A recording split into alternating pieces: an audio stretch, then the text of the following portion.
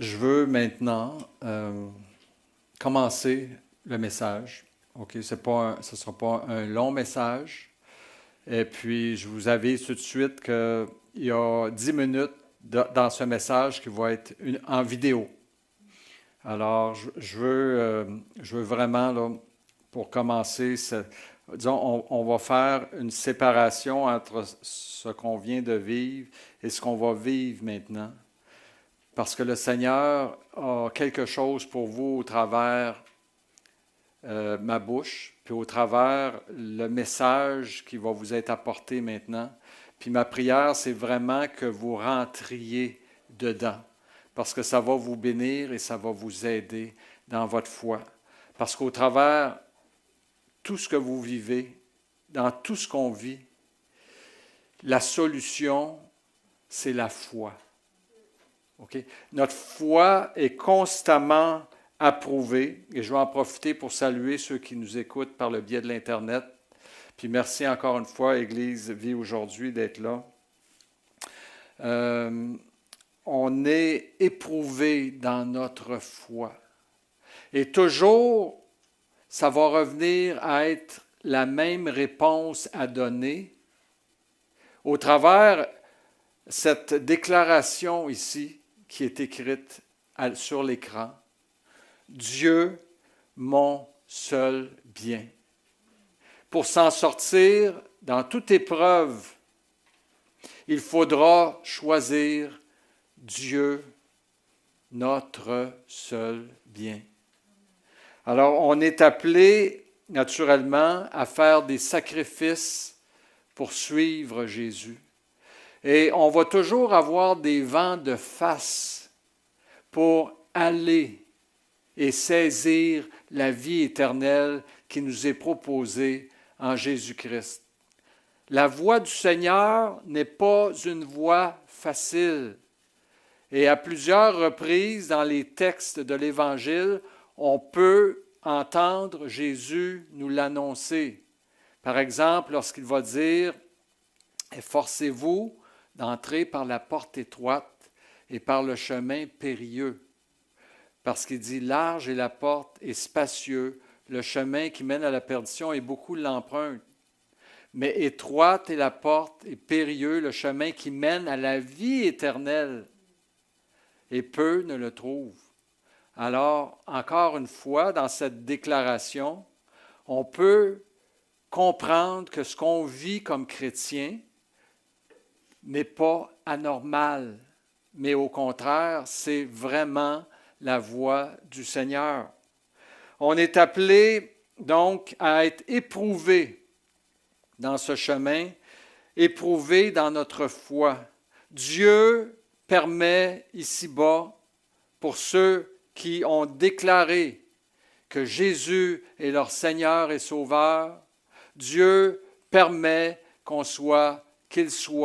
que nous soyons éprouvés dans notre foi. Et Pierre le dit encore une fois, c'est un passage que j'ai apporté à plusieurs reprises, je pense, depuis 2 ans. Puis je trouve que c'est un passage qui, encore une fois, est à propos pour nous aider ce matin. Il dit, « À vous qui, par la puissance de Dieu, êtes gardés par la foi. » C'est bien important de comprendre ça. Si on est capable d'être ici ce matin, puis si on va être capable de continuer et de se rendre jusqu'au bout, c'est grâce à la puissance de Dieu. Ce n'est pas grâce à notre force à nous. Et on est gardé comment? Par la foi. C'est par la foi. La foi, c'est quoi? C'est de croire sans voir. C'est de dire, OK, je ne vois absolument rien. J'imagine que ça vous est tous arrivé un jour d'être en auto, soit dans un brouillard épais ou dans une tempête de neige. Tu sais, la tempête de neige, là, que tu as l'impression qu'il y a une avalanche qui te tombe dessus, un mur de neige, puis tu es là, tu ne vois plus la route. Tu ne la vois plus. Puis là, tu continues à avancer. C'est un peu ça, marcher par la foi. Des fois, on ne voit pas. Mais on doit se fier à la parole de Dieu, aux instruments, ou encore, il y en a aujourd'hui qui vont parler de GPS, à la parole de Dieu. Est-ce qu'on est fondé sur la parole de Dieu dans notre vie ou non? Parce que la foi vient de ce que tu entends, et ce que tu entends vient de la parole de Dieu. Donc, ce n'est pas la foi en n'importe quoi, c'est la foi dans les Saintes Écritures.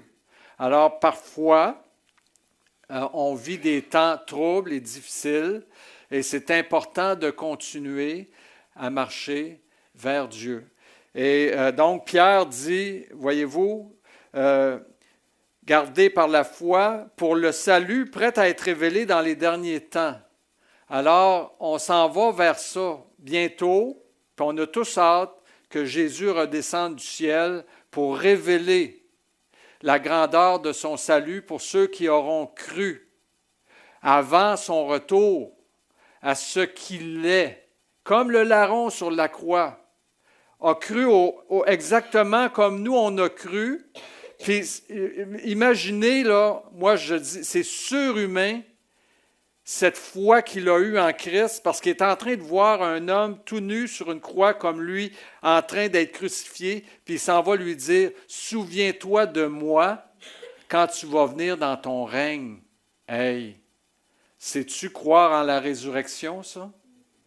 C'est ça, croire en la résurrection. Alors, cette foi-là, on doit l'avoir et le salut va être révélé bientôt. Et c'est là ce qui fait votre joie. Quoique maintenant, puisqu'il le faut, puis ça c'est important, encore une fois, s'il vous plaît, la vie chrétienne n'est pas qu'un fardeau de douleur et de souffrance et de larmes. La vie chrétienne est faite de joie, d'une joie profonde. Christ était un homme joyeux, même s'il savait qu'il aurait à passer par le jardin de Gethsémani puis par la croix. Christ était joyeux.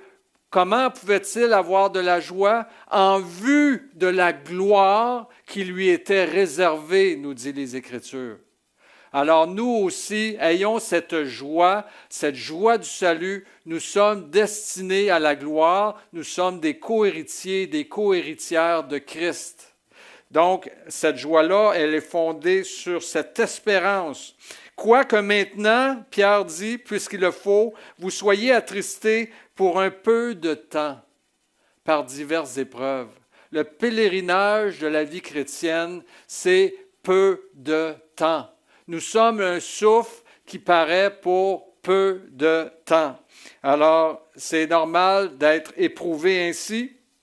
Je continue ici, vous restez avec moi. Laissez-vous pas trop distraire par ce qui se passe actuellement dans l'Église. Je vais attendre.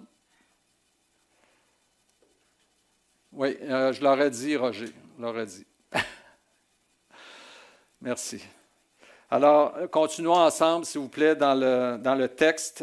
Restez captifs du message. Donc, afin que l'épreuve de votre foi, plus précieuse que l'or périssable, qui cependant est éprouvé par le feu, ait pour résultat la louange, la gloire et l'honneur lorsque Jésus-Christ apparaîtra. Eh bien, voyez-vous, notre foi va être éprouvée. On est appelé continuellement à avoir une foi dans l'épreuve. J'ai la foi, oui, je suis content d'avoir la foi. Je regarde Jonathan, il est rempli de foi. Mais Jonathan va vivre des épreuves. Il en vit certainement déjà, mais il va en vivre encore. Et cette épreuve va être un test pour sa foi. Et puis, le fait de garder la foi au sein de l'épreuve va faire en sorte que notre foi va être de plus en plus brillante, de plus en plus éclatante et de plus en plus agréable à Dieu aussi. Donc, il y a tout un processus spirituel dans la période entre le jour où j'accepte Jésus comme mon sauveur jusqu'au jour où je vais quitter cette terre. C'est un processus de sanctification et c'est un processus aussi d'épreuve de notre foi. Parce que cette foi, elle doit être éprouvée. Pourquoi? Parce que, il est dit ici, parce que vous obtiendrez le salut de vos âmes pour prix de votre foi. Fait que voyez-vous, tout ce message de Pierre est complet en lui-même. Cette déclaration de Pierre, elle est importante pour nous, pour nous aider au travers de ce qu'on vit. Maintenant, pouvez-vous me nommer celui qui dans les Écritures a été appelé le père de la foi? Oui, Yannick? Abraham. Oui, Abraham. Ce n'est pas une question trop difficile, mais Abraham est appelé dans les Écritures le père de la foi. Et c'est de lui que je veux vous parler ce matin. C'est sur lui qu'on va écouter une vidéo ensemble dans quelques secondes. Et la question qui va vous être posée au travers de son histoire est la suivante. Est-ce que j'aime les dons que Dieu m'a donnés plus que celui qui me les a donnés? C'est exactement l'épreuve qu'Abraham a eue. Est-ce qu'Abraham va aimer plus ce que Dieu lui a donné que Dieu lui-même? Et je reviens ici à cette image produite par l'intelligence artificielle. Dieu, mon seul bien, ce ne sont pas les trésors ni les dons de ce monde qui vont passer avant Dieu. Ma foi est en Dieu, mon seul bien. Et c'est la foi que chacun d'entre nous doit avoir. Et ce n'est pas si simple que ça, parce qu'il y en a qui vont dire « Ah, moi, mon auto, ma maison, mon argent, ça ne me dérange pas. » Moi, ça ne me dérange absolument pas non plus. Mais quand on tombe dans les relations, un ami, une amie, un confrère, un frère, une sœur, un parent, un enfant, une épouse, un époux, qui va être le plus important? Est-ce que c'est Dieu qui demeure mon seul bien ou si eux vont passer avant Dieu? Et c'est une question personnelle à répondre par vous-même. Ça ne concerne personne d'autre. Ça ne me concerne même pas. Je ne suis pas là pour essayer de rentrer dans votre vie, de m'immiscer dans votre vie, puis d'essayer d'intervenir dans votre vie, loin de là. Ça ne m'intéresse pas d'essayer de prendre des décisions pour vous, de vous conduire vers une réponse spécifique. C'est à chacun de nous, personnellement, à répondre à cette question. Est-ce que j'aime les dons que Dieu m'a donnés plus que celui qui me les a donnés? Alors, je vous invite à écouter attentivement ce vidéo. L'histoire d'Abraham et d'Isaac est l'un des récits les plus mystérieux et puissants de la Bible. Elle raconte l'ultime épreuve de foi d'un homme qui, contre toute logique humaine, est prêt à obéir à Dieu, même au prix du plus grand sacrifice imaginable. C'est une histoire qui résonne encore aujourd'hui, une parabole de la foi, de la confiance absolue et de la promesse divine. Il y a bien longtemps, dans les plaines désertiques de Canaan, un homme appelé Abraham vivait paisiblement avec sa femme Sarah. Ils étaient âgés et n'avaient pas d'enfants, malgré le profond désir de Sarah d'être mère. Abraham, quant à lui, avait été choisi par Dieu pour accomplir une mission spéciale. Il serait le père d'une grande nation, une descendance qui bénirait le monde entier. Pourtant, les années passaient, et cette promesse semblait de plus en plus lointaine. Sarah était bien au-delà de l'âge de la maternité. Et pourtant, c'est dans cette période de doute qu'un événement miraculeux s'est produit. Dieu est apparu à Abraham et lui a dit « Sarah, ta femme, enfantera un fils, et tu l'appelleras Isaac. Je ferai de lui une grande nation. » Le rire de Sarah résonna lorsque cette promesse fut faite, car comment une femme de 90 ans pouvait-elle encore espérer enfanter? Mais Dieu, dans son infinie sagesse, avait un plan. Et, à la stupéfaction de tous, 1 an après cette prophétie, Sarah mit au monde un garçon, Isaac. Il était l'enfant de la promesse, celui qui devait accomplir la destinée d'Abraham. Abraham et Sarah aimaient leur fils de tout leur cœur. Isaac grandissait sous leurs yeux aimants, et avec lui, l'espoir de voir la promesse divine se réaliser un jour. Alors que la vie d'Abraham semblait bénie, un jour, il reçut un appel de Dieu qui changea tout. « Abraham !» appela une voix divine dans le silence de la nuit. Abraham, toujours prêt à répondre à son Seigneur, dit « Me voici ». Mais les paroles qui suivirent glacèrent son cœur. Dieu lui dit « Prends ton fils, ton unique, celui que tu aimes, Isaac. Va au pays de Morija et là, offre-le en holocauste sur l'une des montagnes que je te montrerai. » Ces mots déchirèrent l'âme d'Abraham. Comment Dieu, qui lui avait donné cet enfant comme un miracle, pouvait-il maintenant lui demander de le sacrifier? Isaac n'était pas seulement son fils, il était la promesse, la lignée qui devait donner naissance à des générations de descendants. Pourtant, Abraham connaissait bien la voix de Dieu et savait que Dieu ne mentait pas. Il était plongé dans un dilemme terrible, suivre son instinct paternel et désobéir, ou faire confiance à Dieu au-delà de toute compréhension humaine. Après une nuit d'angoisse et de prière, Abraham prit sa décision. Il choisirait l'obéissance. Sa foi en Dieu était telle qu'il croyait que, d'une manière ou d'une autre, Dieu accomplirait sa promesse, même s'il ne comprenait pas comment. Aux premières lueurs de l'aube, Abraham se leva. Il ne dit pas un mot à Sarah. Comment aurait-il pu? Comment expliquer à la mère d'Isaac ce que Dieu lui avait demandé de faire? Il prit Isaac, 2 serviteurs et un âne chargé de bois pour l'Holocauste. Ensemble, ils commencèrent leur long voyage vers les montagnes de Morija. La route était difficile et les pensées d'Abraham lourdes. Chaque pas qu'il faisait le rapprochait du lieu où il devait accomplir l'inconcevable. Pendant 3 jours, ils marchèrent sous le soleil brûlant du désert. Le silence pesait lourdement entre eux. Isaac, innocent, ne savait rien du sombre fardeau que portait son père. Il observait son père, notant parfois la tristesse dans ses yeux, mais sans comprendre ce qui se passait. Enfin, ils arrivèrent en vue des montagnes. Abraham, le cœur battant, dit à ses serviteurs, « Restez ici avec l'âne.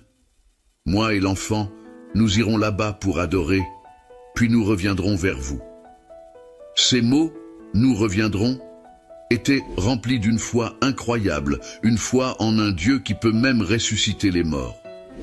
Abraham plaça le bois pour l'Holocauste sur les épaules d'Isaac et prit lui-même le feu et le couteau. Ensemble, ils montèrent la montagne, Isaac à l'avant, plein d'énergie, et Abraham traînant les pieds, le cœur en lambeaux.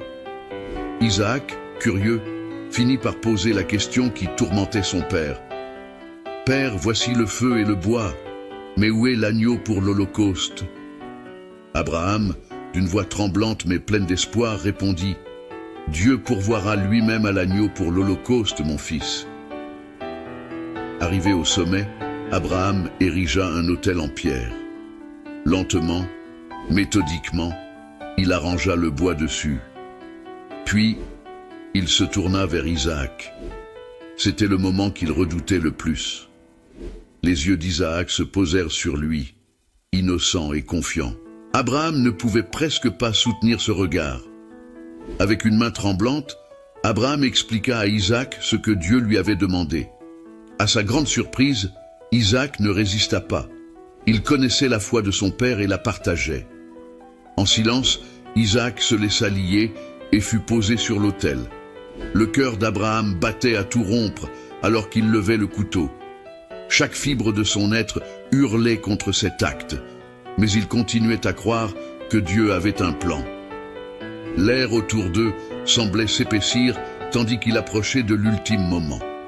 Alors qu'il allait abattre le couteau, une voix retentit soudain du ciel. « Abraham! Abraham !» L'ange du Seigneur l'appela depuis les cieux.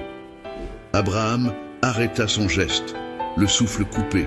« Ne porte pas la main sur l'enfant, dit l'ange. Ne lui fais aucun mal. Maintenant, Je sais que tu crains Dieu, puisque tu ne m'as pas refusé ton fils, ton unique. » Les larmes coulaient sur le visage d'Abraham. Il relâcha le couteau et tomba à genoux. En levant les yeux, il vit un bélier pris dans un buisson par les cornes.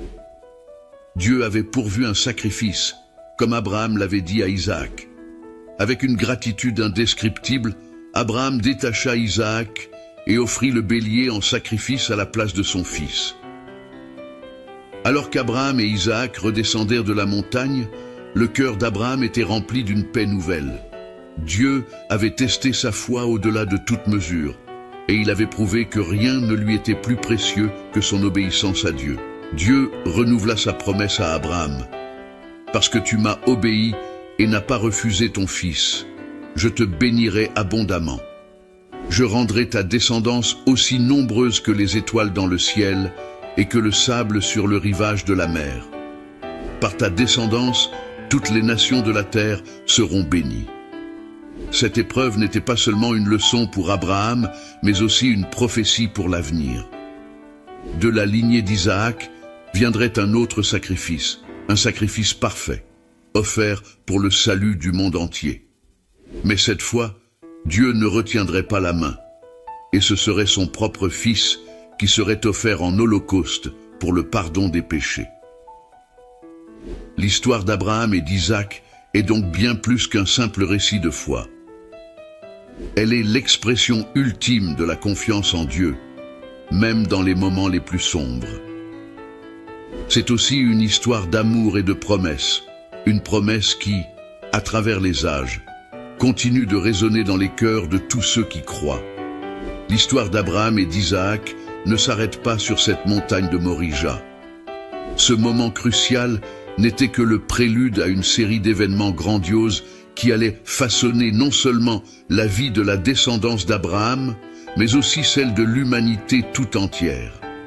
À travers cette famille bénie, une série de défis allait se présenter, chacun plus profond et plus mystérieux que le précédent, avec toujours un thème central, la foi. Après cet acte bouleversant sur la montagne, Abraham rentra chez lui avec Isaac. Leur marche à travers les plaines de Canaan n'était plus la même. Chaque pas qu'il faisait portait en lui la résonance d'une épreuve surmontée. Isaac, qui avait vu son père prêt à le sacrifier, vivait désormais avec une compréhension plus profonde de la foi et de l'obéissance. Il n'était plus l'enfant insouciant qu'il avait été. Un fardeau nouveau pesait sur ses jeunes épaules. Il était le fils de la promesse. Une belle histoire, n'est-ce pas? Mais c'est notre histoire. C'est l'histoire de notre Père spirituel.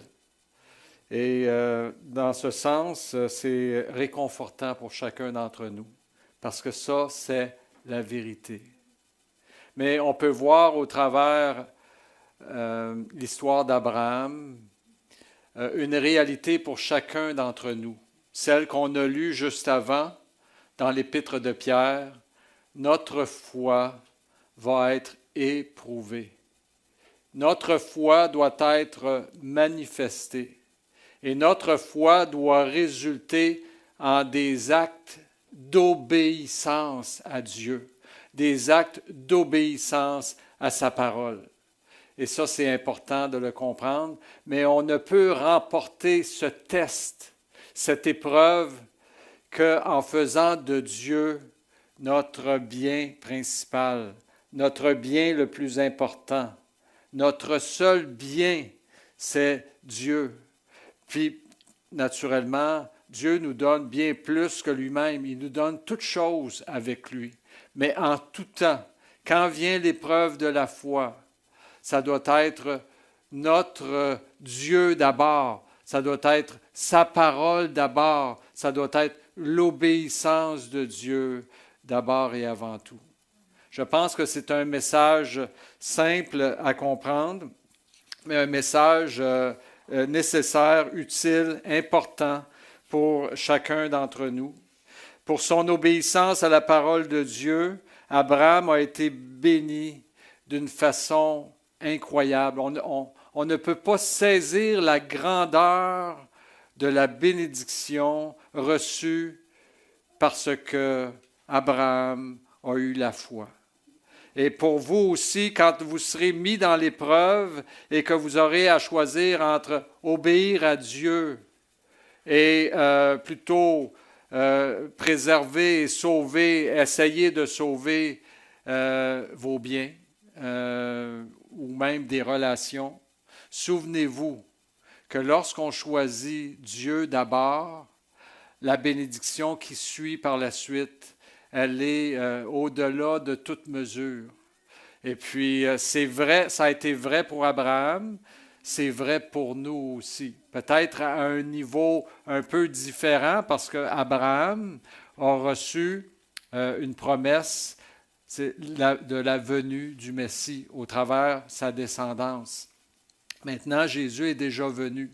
Pour nous, la promesse que nous avons, ce sont des promesses d'être glorifiés avec Christ. Alors, ça a aussi un grand prix et une grande valeur. Donc, je veux vous dire ceci, c'est que, en terminant, Dieu a un plan pour nous.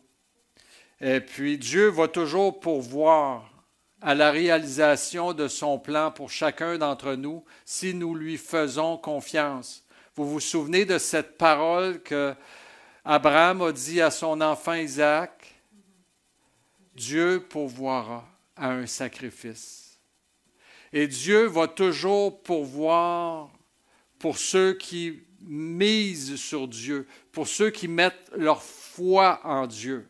Dieu va pourvoir et je vais vous montrer au travers un verset, c'est un passage qui fait état du plan de Dieu pour nous et qui démontre que Dieu pourvoit à chacune de ces étapes de son plan pour nous. Et ce passage est dans Romains au chapitre 8, puis je vais terminer par ce passage des Écritures. Et il est ici, il est dit, « Car ceux qu'il a connus d'avance, il les a aussi prédestinés à être semblables à l'image de son Fils, afin que son Fils fût le premier-né d'entre plusieurs frères. » Alors, voyez-vous, déjà, Dieu pourvoit. Il pourvoit comment? Au travers d'une prédestination. Et je ne veux pas rentrer dans l'histoire des calvinistes versus l'histoire est-ce qu'on est prédestiné, est-ce qu'on a fait un choix? Ce n'est pas de ça. Pour moi, dans ma tête, dans mon cœur, il y en a un qui est prédestiné depuis la fondation du monde, c'est Christ à aller mourir sur la croix pour chacun d'entre nous. Mais ceux que Dieu a connus d'avance, qui diraient, moi je crois en toi, moi j'ai la foi en toi Seigneur, j'ai la foi dans ton œuvre, j'ai la foi dans ton plan et j'ai la foi en Jésus-Christ que tu as envoyé pour moi, bien il les a déjà prédestinés à quoi? À être semblables à l'image de son Fils. On va être semblable à lui. Et vous savez comment est Jésus maintenant? Il est glorifié, il est dans la gloire, il est le premier-né d'entre les morts. Et on va être semblable à lui par le pouvoir qu'il a de s'assujettir toutes choses. Donc, première des choses, il pourvoit en nous prédestinant, ayant lui-même préparé le sacrifice pour nous. On n'aura pas à se sacrifier nous-mêmes dans le sens corporel, dans le sens de donner notre vie. Il y en a qui sont persécutés naturellement pour leur foi, mais le sacrifice ne vient pas de nous. C'est Dieu qui pourvoit au sacrifice et il a pourvu par la personne de Jésus. Ensuite, il est dit, et ceux qu'il a prédestinés, il les a aussi appelés. Encore une fois, parce qu'on se dit, ouais, mais telle personne, ceux qui vivent à tel endroit, ou ça, on peut se poser toutes sortes de questions à l'effet que est-ce qu'ils vont parvenir au salut? Est-ce qu'ils vont vraiment pouvoir connaître c'est quoi la voie du salut avant que Christ revienne? Il est dit encore une fois que Dieu pourvoit. Il dit ceux qu'il a prédestinés, il les a aussi appelés. Vous avez été appelés, n'est-ce pas? Moi, j'ai été appelé naturellement un frère, quelqu'un dans la foi, un chrétien, un évangéliste est arrivé puis il m'a annoncé la parole de Dieu. Dieu s'est servi de lui pour m'appeler. Et j'ai dit, oui Seigneur, je veux te suivre. Alors, il les a aussi appelés. Et ceux qu'il a appelés, il les a aussi justifiés. Encore une fois, Dieu pourvoit à notre justification par la venue de Jésus-Christ, par son sacrifice et par sa résurrection. Et ceux qu'il a justifiés, encore une fois, Dieu va pourvoir. Il les a aussi glorifiés. Est-ce qu'on est déjà glorifiés? D'une certaine façon, oui, parce que nous sommes déjà assis dans les lieux célestes en Jésus-Christ. Déjà, nous sommes participants de sa gloire. Et tout à l'heure, ça va être manifeste lorsque Jésus va revenir au travers de la résurrection que nous allons vivre. Alors, voilà, je veux, en terminant, juste, il y a peut-être quelqu'un qui voudrait ajouter un commentaire sur l'histoire d'Abraham et Isaac.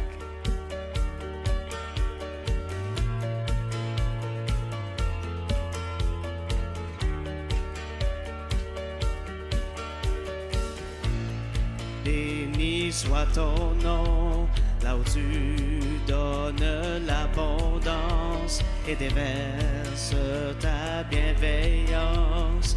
Béni soit ton nom. Béni soit ton nom, quand ma vie traverse un désert, quand je marche en terre inconnue. Béni soit ton nom. Tes bienfaits font naître en moi des chants de louange. Et même au cœur de la nuit, je redirai, béni soit le nom du Seigneur.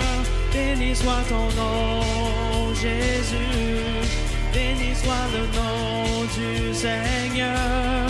Béni soit ton glorieux nom.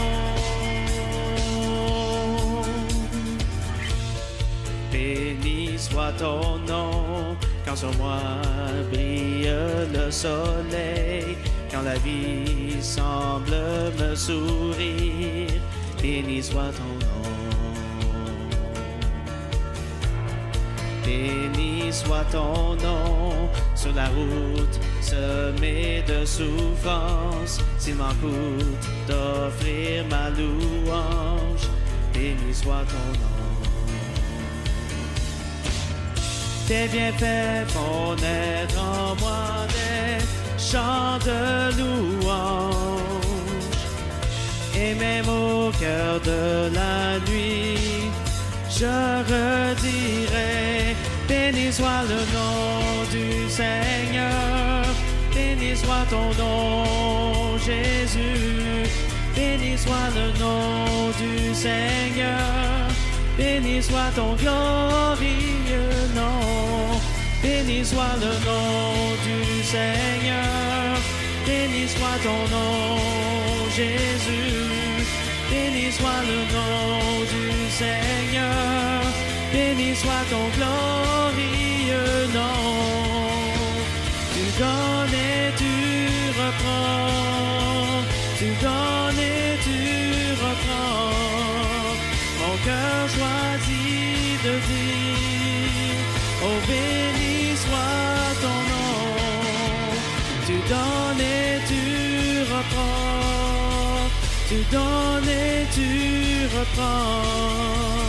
Mon cœur choisit de dire, oh béni soit ton nom. Béni soit le nom du Seigneur. Béni soit ton nom, Jésus. Béni soit le nom du Seigneur. Béni soit ton glorieux nom.